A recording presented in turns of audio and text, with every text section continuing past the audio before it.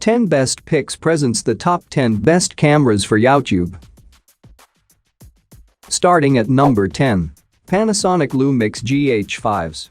The Panasonic GH5s is a video-focused micro Four Thirds camera built around what the company markets as a 10.2 MP sensor.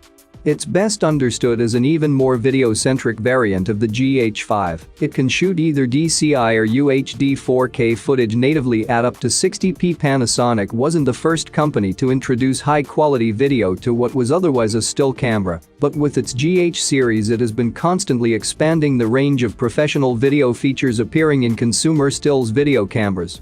The GH5s takes this logic one step further by lowering the sensor resolution and omitting image stabilization to make a more single-minded video tool rather than an hybrid intended to be similarly capable at both disciplines. Beyond these changes, the GH5s keeps the rest of the GH5's capabilities with matching codec options and the same support tools such as vector scopes, waveforms and preview modes for anamorphic, log and hybrid log gamma shooting, for instance. From a photographic perspective it may seem odd to remove image stabilization from the camera, but for high-end video shooting, Panasonic says it makes sense. Sensor shift is systems operate by floating the sensor using a series of electromagnets. Even when they're off they're not locked in place, they're simply set so that the electromagnets aren't attempting to correct for movement. This has the side effect that, which mounted on a professional stabilization rig, there's a risk of the sensor being shaken around. However, regardless of what Panasonic says, there's also the limitation imposed by the oversized sensor. Since the camera captures right out to the edge of the image circle, there's simply no room to shift the sensor without risking capturing footage of the inside of your lens barrel. This is highlighted in the one situation in which the GH5s does offer digital stabilization when combined with a lens offering optical stabilization. When engaged, the video has to crop in slightly to provide room to pan and scan around the sensor. At number 9. Sony PXW-Z90V. When you think of Sony's XDCAM range, the kind of camcorder that comes to mind is one that is generally of reasonable size, such as a news camera, or one of the interchangeable lens sign cameras such as the FS7. In professional circles perhaps, small form-factor palmcorders don't usually fall on the radar as a wholly professional tool. Instead, falling into use when you don't have much choice or discreetness takes priority over picture quality. However, the PXW-Z90 may well fly in the face of this convention, as you'll see. For a start, it features a 14.2 MP 1CMOS chip from Sony's Exmor RS range. This is a back-illuminated stacked sensor, and as we'll see later makes this camera much more than your father's palmcorder. It also, perhaps controversially for some given its 8-bit 4K recording format, features both SLOG2 and SLOG3, along with various HLG modes, which tells us that Sony fully intend for this camera to fit into HDR workflows. Additionally, it is capable of very high frame rate shooting at certain resolutions. The PXW-Z90 is very much a compact palmcorder. At 121mm x 104mm x 274. 5mm and around 1.3 kilograms with its included accessories and battery attached, this is a very light and portable system. When the camera comes out of the box it is just a body alone. However, an optional top handle is included, and once this is attached by way of two large thumb screws, the camera then gains comprehensive audio controls, including attenuation settings up to 20 dBm, a switchable low-cut filter for each channel, and two full-size 3-pin XLR audio sockets. A hot shoe also features at the front of this, as well as a secondary mounting point for an included cold shoe towards the rear of the handle. One of the headline features of the PXW-Z90 is its autofocus abilities. I tried this in a number of scenarios, and there are a few different modes. But the most interesting and useful one is called Flexible Spot. This very clever mode automatically identifies human faces and moving objects. You can also press on the screen on the object of interest, and the camera will show you a green box around it as it tracks it. Pull and push focus moves are also incredibly easy and smooth in this mode. It works remarkably well, to the point where it is one of the few autofocus systems I could actually trust in many instances. Number 8 of my list. Canon XA50. The Canon XA50 and XA55 are the newest 4K video cameras from Canon and the first in the ZV range to have a 13 sensor. Let's take a look at the quick specs. The Canon XA50 and 55 is essentially the same camera, the only difference being the addition of an HD SDI terminal on the XA55. Both these camcorders are designed to combine the core features of your favorite camcorder with the excellent quality of 4K to produce content perfect for professional production. Both the XA50 and XA55 have an onboard 3 touchscreen LCD panel with a 0.24 electronic viewfinder that allows for easy framing of shots and detecting faces. The EVF also features several menu options for better control of the camcorder when shooting, and it offers a 45-degree tilt for comfortable operation when shooting in different angles. The Canon XA50 and XA55 are the first models in the ZV range to feature a 1.0 type CMOS sensor, which is 7 times larger than the typical 1/2/84 CMOS sensor. This makes for better quality videos even in low light and noisy locations. This large sensor also offers a shallow depth of field with large aperture shots, and the low noise in your shots is due to the Digic DV6 imaging engine. Some of the XA50 and XA55's other interesting features include infrared mode, XLR inputs with linear PCM4 channel audio recording, and an additional 3G SDI for the XA55. Both these camcorders also have low power consumption, so they can shoot continuously for up to 2 hours with just one charge. The XA55 with its extra 3G SDI terminal will cost you $2,699, while the XA50 is priced at $2,199. Whatever model you choose, you're guaranteed to get a product that was created with your convenience in mind. Both these camcorders have all the core features that you could ever want and need in a professional device, so they're definitely worth the investment. Coming at number 7. Sony A7 III. For a camera that's been eagerly awaited for so long, it could seem the latest Sony has missed the mark in terms of ultimate specs. But to dismiss it in this way would be a huge mistake, as it's a camera designed for what real-world filmmakers need right now. That's amazing and customizable AF, great image stabilization, and a low-resolution sensor that performs well in all conditions and doesn't have limits on recording time due to overheating.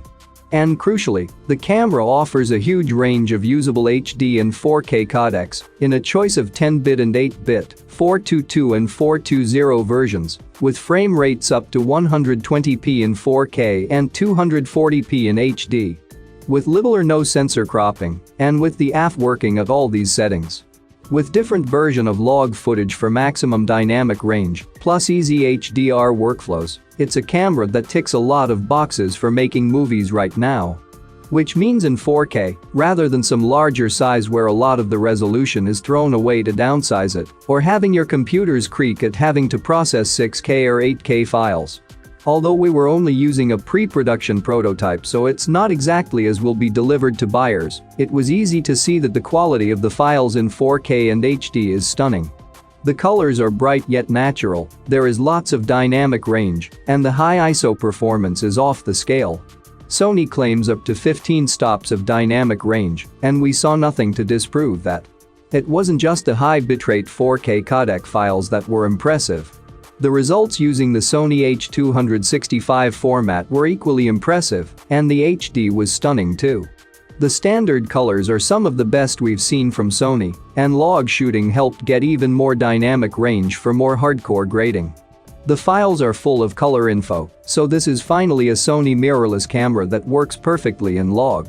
If you are in the market for one of the latest mirrorless wonder cameras but are confused by the choice, it's perhaps easier to say who the new 12.1MP Sony A7 III is not best suited for.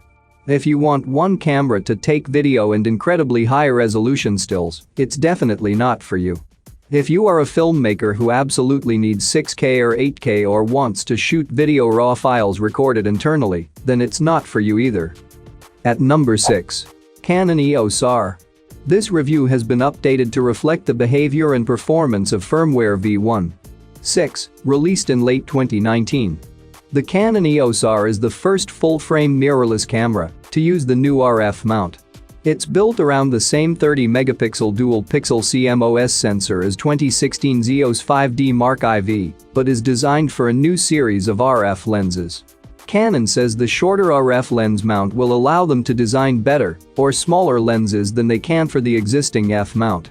With the EOS R, you are, in essence, getting image and video quality from the 5D Mark IV at around the price point of the 6D Mark II with a healthy dose of control philosophy from both of those cameras as well as the EOS M series.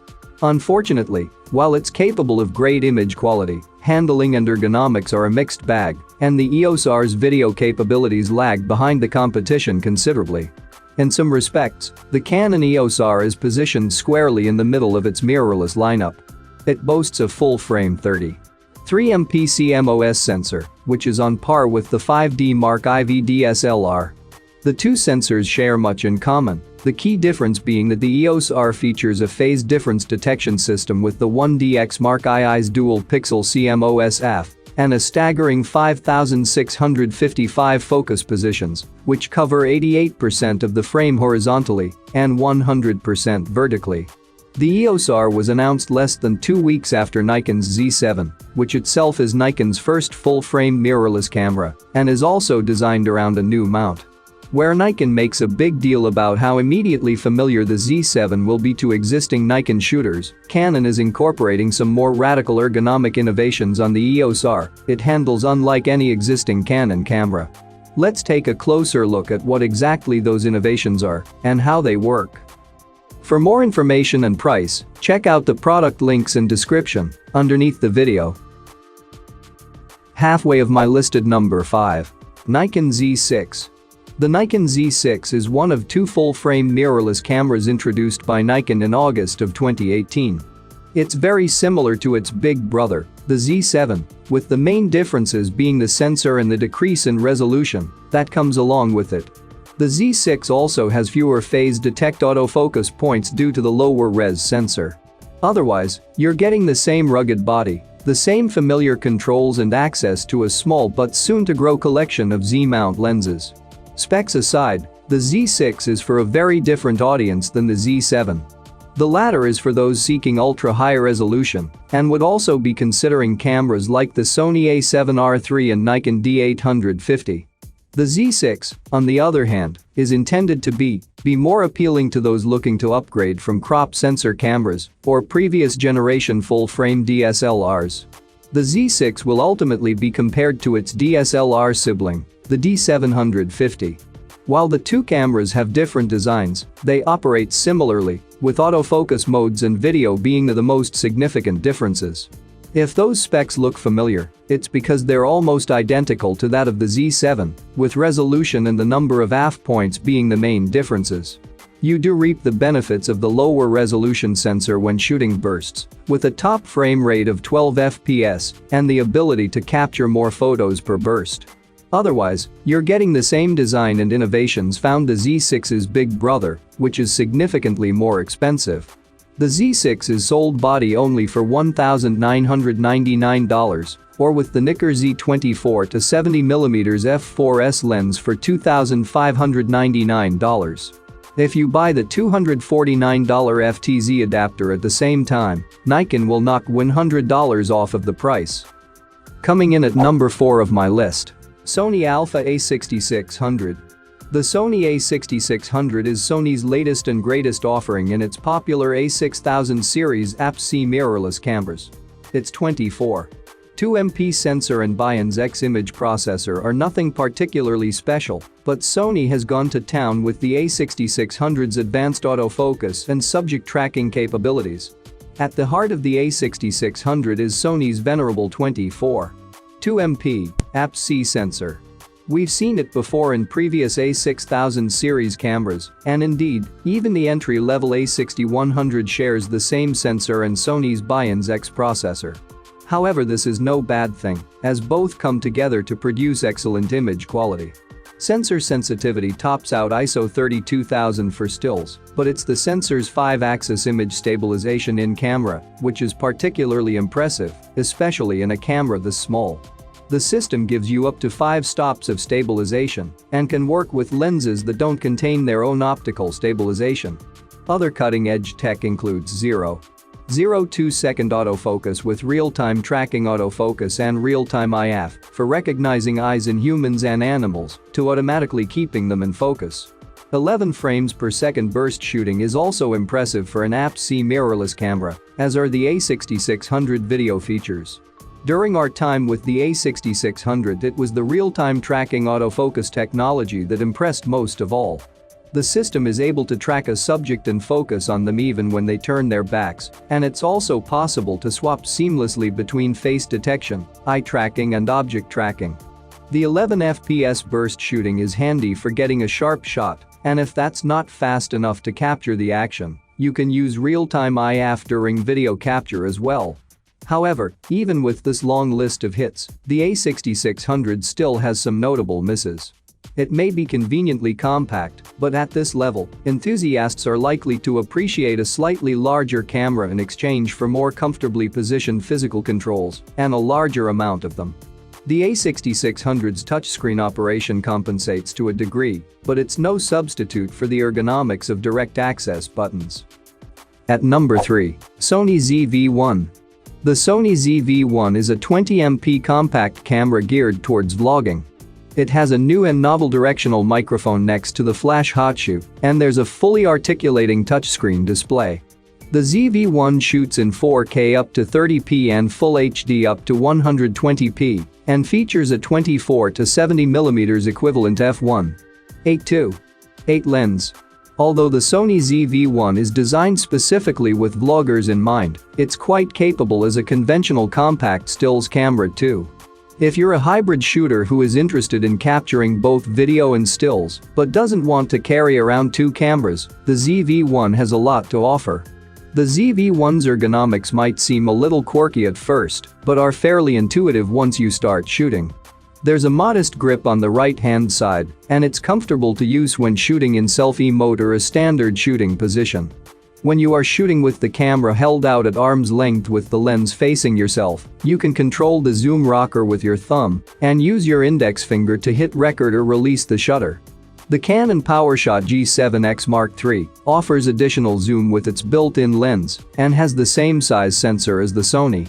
It also has similar dimensions and a similarly sized screen, but uses contrast detection autofocus that is prone to distracting hunting. On the other hand, its touch interface is responsive and refined, and it offers live streaming to YouTube directly from the camera. The ZV-1 is a unique camera with a very specific style of user in mind, and its settings speak to that. The guts of the camera are similar to the RX100 VI, and if you can live without a viewfinder and a pop-up flash, the ZV-1 is very capable when it comes to shooting stills. The ergonomics of the camera actually make it easy to swap between video and still settings, especially if you take advantage of the memory recall functions within the camera. It's comfortable in hand, but still compact enough that it won't feel like a burden to bring along. The directional 3-capsule microphone with dedicated windscreen makes it fast and easy to record video clips with quality audio.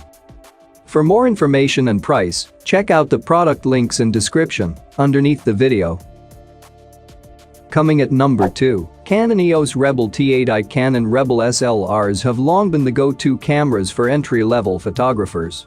Dating back to the 35mm era, the line has offered family photographers affordable, quality SLRs to capture moments and served as a starting point for pro photographers just beginning their journey.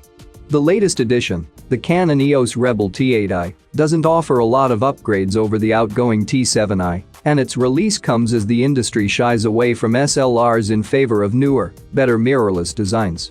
Canon didn't make a lot of changes to the tech inside the Rebel, but it did tweak the control layout. It's replaced the 4-way directional pad on the rear with a second control dial and AF-on button. These are controls that enthusiasts like to use to take more manual control over exposure, but won't make a big difference if you use the camera in an automatic exposure mode. The T8i is an SLR, and with it comes an optical viewfinder. A decade ago, its smallish, tunnel vision pentameter was just what you got with a consumer SLR. If you wanted a better viewfinder, you'd need to spend more on an enthusiast model with a solid glass pentaprism. The T8i doesn't make any changes to its autofocus system. It carries over the 45-point focus system from the T7i. The points have a fairly wide spread, but with a widescreen aspect ratio that omits coverage from the top and bottom of the frame. Autofocus locks on quickly and is effective at tracking moving subjects, even when using the camera in its 7 fps burst mode. Just be sure to set the focus mode to AI servo to make the camera focus between shots. If you're without a system, the Fujifilm X-T200 and Sony A6100 both run circles around the T8i and cost less. If you want to step up to the mid-range, the X-T30 and A6400 are both editor's choice winners, but do cost a bit more. For photographers who absolutely prefer SLRs, there's no reason not to spend a bit less on a T7i. It's still on sale and the T8i doesn't offer a huge incentive to spend more. The EOS 90D is also an option, with a higher quality build that's better suited for shutterbugs and pros, but it also costs more at $1,200 without a lens. And number 1. Canon PowerShot G7X Mark III. The Canon PowerShot G7X III is the third in a series of one-type sensor compacts aimed at smartphone camera upgraders and enthusiast photographers looking for a small second camera. Its core photography features notably its fast 24 to 100mm equivalent f1.8 lens are very similar to the G7X2 that preceded it, but Canon has given the Mark III a new stacked CMOS sensor and Digicate processor that together promise better image quality and performance. The G7X Mark III's 20MP 1-type sensor uses a stacked CMOS design, which, up until now, has only been found on Sony cameras. This sensor design is all about speed. Since the sensor reads out so quickly, the camera can shoot faster bursts at up to 30 fps with continuous autofocus. The Digicate processor provides the horsepower for 4K video and also makes the Mark III a better high ISO performer than its predecessor, according to Canon. We'll see how that claim holds up later in the review. The biggest party trick on the G7X Mark III is its ability to stream live video over YouTube. At the time of writing it's a pain to get working, but if you can get past the random unexplained error messages and frequent low bandwidth issues, it does work as advertised. A very vlogger-friendly new feature is the ability to capture vertical video. You don't need to turn on any setting. Just shoot in the portrait orientation and you can post them on your favorite video sharing site right from the camera. The PowerShot G7X III has quite a few competitors, but we've decided to narrow it down to Canon's own G5X2, as well as Sony's DSC-RX100VI and the Panasonic DMC-LX10. For more information and price, check out the product links in description underneath the video. Thank you for watching this video. Please subscribe my channel, share this video and hit the like button.